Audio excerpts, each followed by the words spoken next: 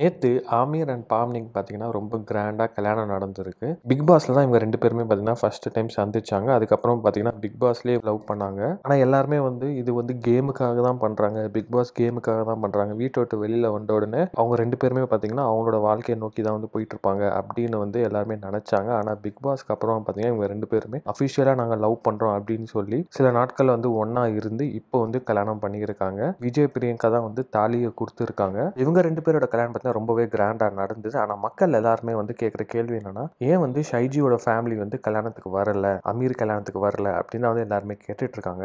ஏன் இவங்க அமீரை ஒதுக்கி வச்சிருக்காங்க, அமீர் ரொம்ப பாவம் அப்படின்னு பேசிட்டு வந்துட்டு இருக்காங்க. இன்னும் சில பேர் பார்த்தீங்கன்னா, அமீர் தான் ஷைஜு ஃபேமிலியை கல்யாணத்துக்கு கூப்பிடல அப்படின்னு தான் பேசிட்டு இருக்காங்க. அண்ட் இந்த கான்ட்ரவர்சியை இன்னும் பெருசாக்க ஷைஜியோட கணவர் அஷ்ரஃப் ஒரு இன்ஸ்டாகிராம்ல ஒரு போஸ்ட் போட்டிருந்தாரு. போட்ட ஃபியூ ஹவர்ஸ்லேயே அந்த போஸ்டையும் டெலீட் பண்ணிட்டாரு. அந்த போஸ்ட்ல என்ன இருக்குன்னு பார்த்தீங்கன்னா, ஒரு தெருநாயை நீங்க ரோட்ல பார்த்தீங்கன்னா அது ரொம்ப ஈரமா பசியோட இருந்தா அதுக்கு சாப்பாடு ஊட்டி விட்டு வீட்டில் வச்சுக்கலாம். அதே ஒரு மனுஷன் பண்ணானா அவனுக்கு சாப்பாடு ஊட்டி விட்டு கொஞ்சம் காசை கொடுத்து விட்டு, ஆனா என்னைக்குமே வீட்டில் இடம் கொடுக்காதீங்க. நான் பண்ண பெரிய மிஸ்டேக் அதுதான். நான் ஒரு லிவிங் எக்ஸாம்பிள் அதுக்கு அப்படின்னு ஷைஜியோட ஹஸ்பண்ட் அஷ்ரஃப் சொல்லியிருக்காரு. அமீர் கஷ்டப்பட்ட சமயத்தில் ஷைஜி அண்ட் அஷ்ரஃப் ஃபேமிலி தான் அவரை பார்த்துக்கிட்டாங்க. ஒரு அம்மா அப்பா மாதிரி தான் ஷைஜி அண்ட் அஷ்ரஃப் அமீருக்கு இருந்தாங்க. இதை அமீரே நிறைய இடத்துல சொல்லியிருக்காரு. அப்படி இருந்து ஏன் இவங்க அமீர் கல்யாணத்துக்கு வரல அப்படின்ற கேள்வி தான் சோஷியல் மீடியாவில் கேட்டுட்டு இருந்தாங்க. இந்த சமயத்தில் தான் அஷ்ரஃப் போட்ட இந்த ஸ்டோரி பயங்கரமாக வைரல் ஆகி இதுக்கு பின்னாடி ஏதோ ஒரு விஷயம் இருக்குன்னு அப்படின்னு நமக்கு ரொம்ப கிளியராக தெரியுது.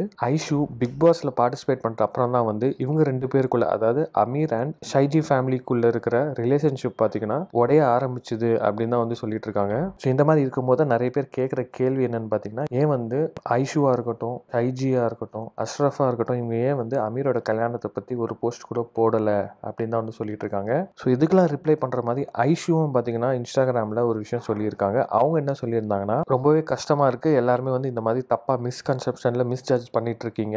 நாங்கள் உண்டு, எங்கள் வேலை உண்டுன்னு நாங்கள் இருக்கிறோம். நாங்களும் மனுஷங்க தான். Other side of the story என்னன்னு எங்களுக்கு நல்லாவே தெரியும். பட் அதை நாங்கள் சொல்ல விரும்பலை. ஸோ எங்களை பற்றி இந்த மாதிரி கமெண்ட் பண்ணுறதை நிறுத்துங்க.